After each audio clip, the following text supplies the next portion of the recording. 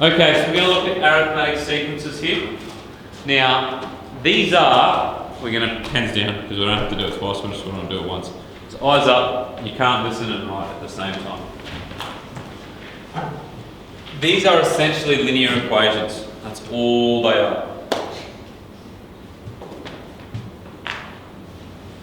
This here is my, I'll put it in purple or black. This here is my C value. This is my X value, and that's my M value, which makes that my Y value. Obviously it looks a bit funky, but that is a linear equation, correct? We've got Y, we've got M, we've got X, we've got C. So that's all they are. So we don't need to get too worried about what's going on. Now, by nature, what makes a linear equation a linear equation? Straight, which means that it goes up by the same amount every time we go across. That's how an arithmetic sequence works. They go up by the same amount every single step. So they can trick you sometimes and give you patterns. Just because it's a pattern doesn't mean it's an arithmetic sequence. Cool? Here is an example of an arithmetic sequence. I'm going to talk about the formula in a second. But you don't really need the formula as such. You do need to understand a few things about arithmetic sequences, but we don't really need the formula. We can sort of figure that out. What do you think is happening here? Tell me what's happening here. The sequence what?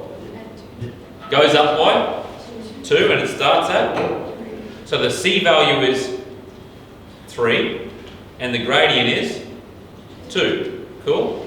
Now the only thing that differs really in this is the fact that when we're talking about C values, where do they occur? Where does our y-intercept occur? When x equals? In this situation, when does, what is our C value called? T1. What does that mean? Term 1. So that means our starting point doesn't start at 0, but it starts at our first term, which is why we have to have n minus 1 d. Cool? So because we started our first term, if we're going to have our second term, it's really going to be, what's n if we're dealing with our second term? 2 minus 1 is 1. So we should have one additional point, one d value, one gradient put on top of our first term. Happy with that? D values can be both positive and negative. We'll just start with nice positive values. So I'm going to give us an example. So this is our sequence. We're going to use this formula here to determine, tell me what the 12th term in this sequence is. I'm not going to write tell because that's not a proper word for maths. Determine T12.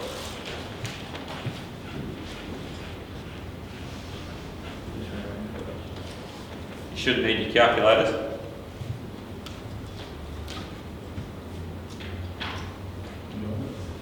Have you done it? Determine the 12th term. So if I was to keep writing this until I got to the 12th term, what would it be? Pardon?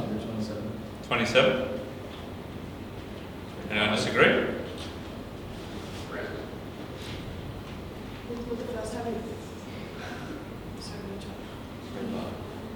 Why did Harry say 27?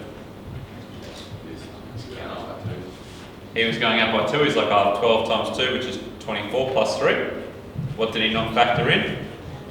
We'd already included the first term, correct? So it's got to be 11 times 2, which is?